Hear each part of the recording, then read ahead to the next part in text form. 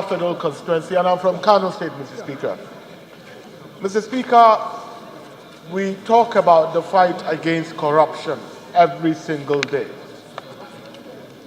But I believe the fight against corruption starts with looking at the welfare and the wages of our workers.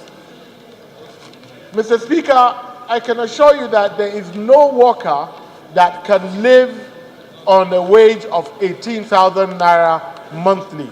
It is basically impossible. Even the cost of going to work from home to the office and back. If you take a minimum of 1,000 naira, for instance, that gives you almost 30,000 naira monthly. You're not looking at school fees, accommodation, feeding. So it's basically impossible for any worker to survive on 18,000 naira. Mr. Speaker, when this motion came up in the 7th Assembly, I know we supported it when we wanted an increase in the minimum wage to 18,000 naira. And even then, at 18,000 naira, it was still too little for workers.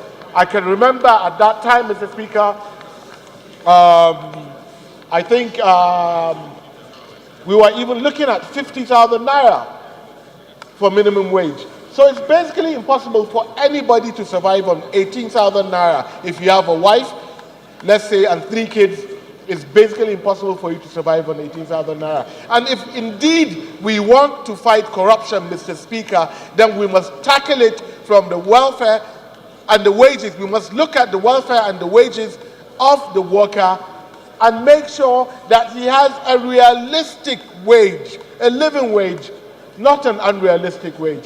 Mr. Speaker, I wish to commend the mover of this motion, and I urge this Honourable House to please support this motion.